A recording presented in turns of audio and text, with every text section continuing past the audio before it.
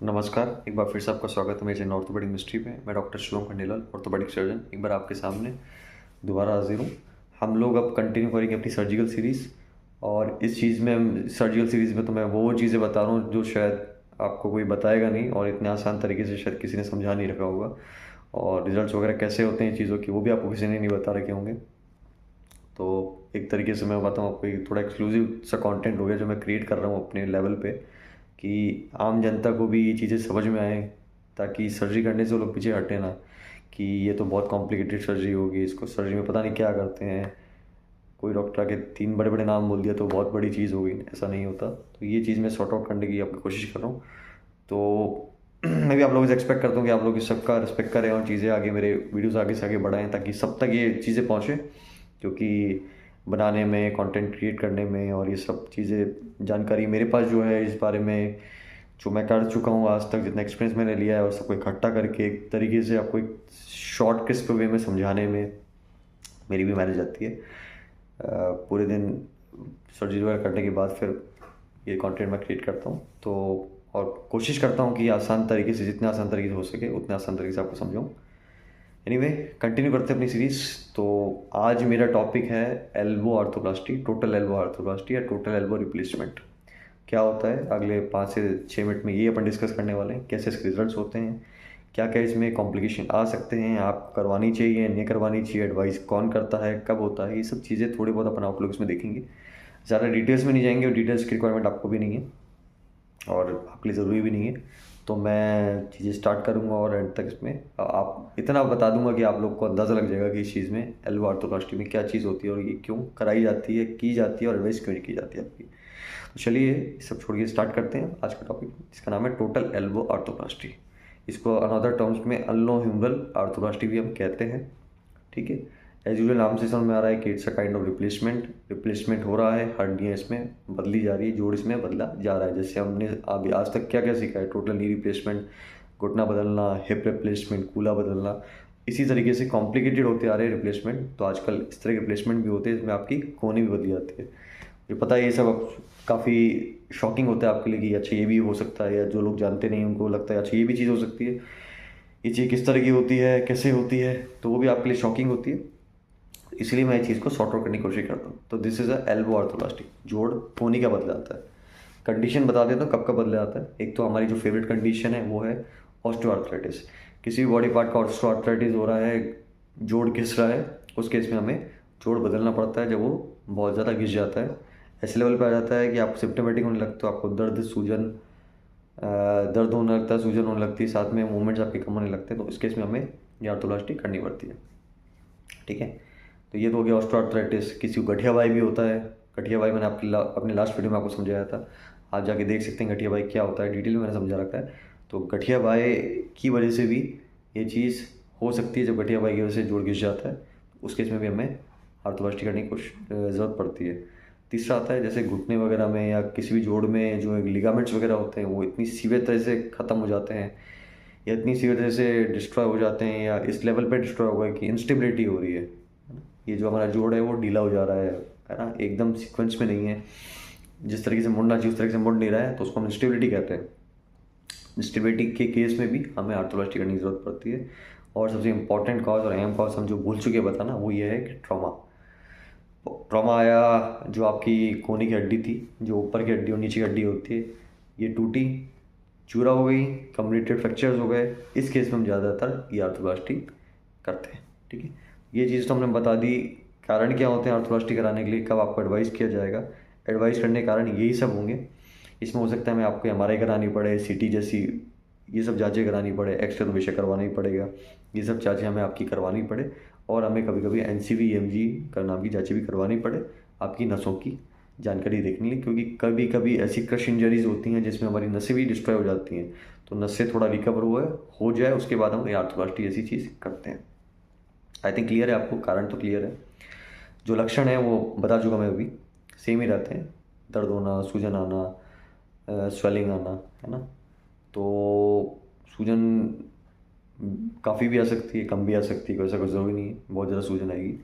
Movements आपके कम हो जाएंगे काफ़ी हद तक, काफ़ी लोगों के मूवमेंट्स कम हो जाते हैं। कुछ केस ऐसे भी आते हैं जो यंग लोगों के होते हैं, उन केस में क्या होता है कि सडनली जो छोटा मोटा फ्रैक्चर हुआ था उसके बाद उनकी मूवमेंट्स डिक्रीज़ होने लगते हैं, ठीक है। तो उस केस में अगर हम लॉन्ग टर्म में देखें तो that will go into arthritis, जोड़ घिसेगा जल्दी क्योंकि मूवमेंट्स भी कम थे, जोड़ भी है, फ्रैक्चर फिक्सेशन भी ठीक से नहीं हुआ था। उस केस में जो हमारा फ्रैक्चर होता है, जो हमारा जोड़ होता है वो घिसता है, जल्दी लगता है, अर्ली आर्थराइटिक चेंजेस भी उसमें आ सकते हैं, ठीक है। तो ये तो हमने कारण देख लिए। अब इसके मेन कॉन्सेप्ट पे आते हैं कि इसमें सीमेंटेड भी हो सकती है, अनसीमेंटेड भी हो सकती है।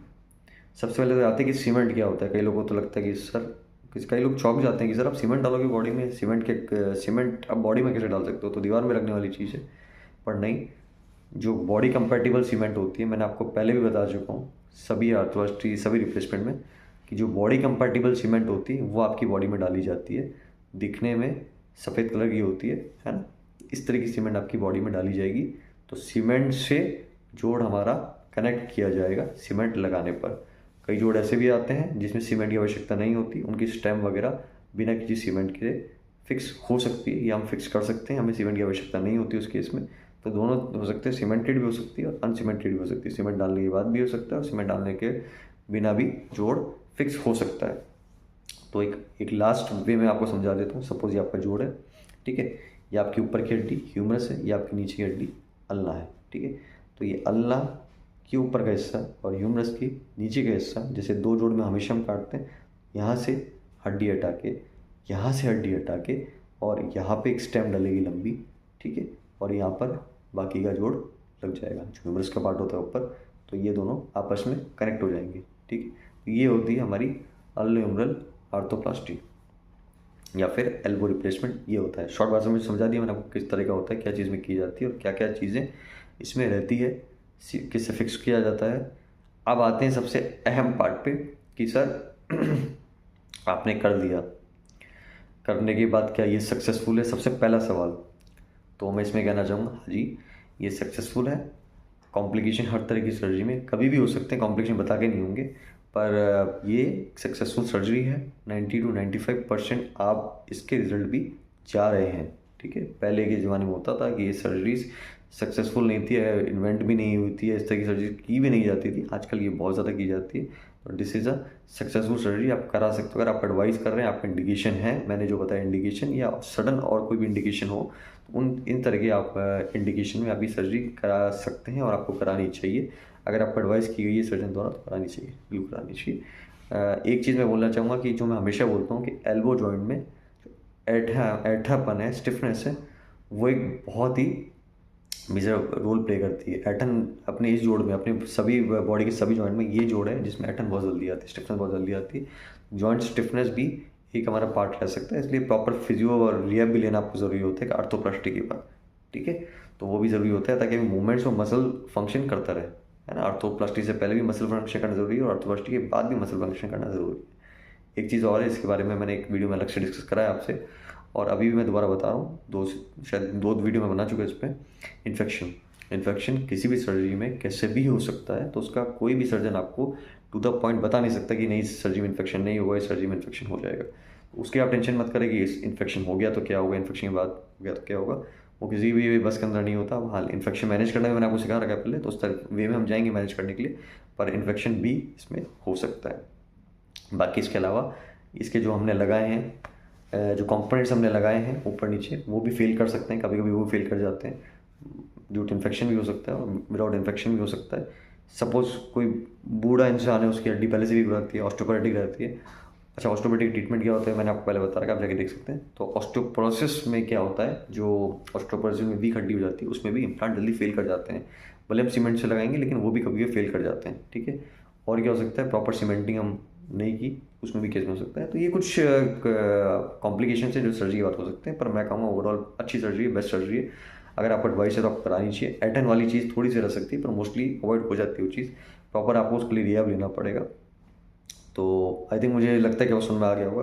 छोटे मोटे कंप्लेन होते रहते हैं तो आपको टेंशन लेने की जरूरत नहीं, वो मैनेज हो जाते हैं। समझ में आ गया होगा आपको एल्बो आर्थोप्लास्टी क्या होती है। जितना आसान तरीके से मैं समझा सकता था आपको वो समझाया मैंने, है ना। कोहनी का रिप्लेसमेंट जितना दिखता है उतना आसान नहीं है, पर हाँ उतना मुश्किल भी नहीं है, ठीक है। तो आई होप समझ में आ गया होगा आपको। तो मैं आपको फिर से बोलना चाहूँगा, प्लीज़ इसको शेयर कीजिए, लाइक कीजिए, सब्सक्राइब कीजिए और कमेंट कीजिए। जो भी डाउट आपको मैं क्लियर करता हूँ, जो भी कमेंट करता हूँ उनको पता होगा कि मैं ऑलमोस्ट आंसर कर ही देता हूँ सभी कमेंट्स की, कोशिश करता हूँ। और सब्सक्राइब कीजिए, इसको शेयर कीजिए ज़्यादा से ज़्यादा सबको, ताकि सबको आप देखने का एक मौका मिले, सबको एक प्रॉपर जानकारी मिले कि एग्जैक्टली क्या होता है। क्योंकि मैं अपने वीडियोज़ में ना तो इसको हाइप करना चाहता हूँ और ना ही इसको डिक्रीज़ करना चाहता है ना। तो जो होता है वो आप तक रियलिटी पहुँचे, ये मेरा उद्देश्य रहता है कि अननेसरी सर्जरी मुझे हाइप करनी नहीं है। ठीक है, जो रियलिटी है मैं आपको बताता हूँ। तो हाँ, आप ये करवा सकते हो, अच्छी सर्जरी है और ये रिज़ल्ट देती है अच्छे। ठीक है, तो मिलते हैं नेक्स्ट वीडियो में, कोई दूसरा वीडियो हम देखेंगे, कोई और टॉपिक देखेंगे। आपकी तरफ से आपको कुछ पूछना हो, आपको कोई वीडियो बनवाना हो तो आप मुझे बता सकते हैं, आप मुझे कमेंट कर सकते हैं, मैं ज़रूर उसका वीडियो बनाऊंगा। आपका कोई भी टॉपिक हो, कोई भी दिक्कत हो, आप मुझे बता सकते हैं, मैं उस वीडियो ज़रूर बनाऊंगा।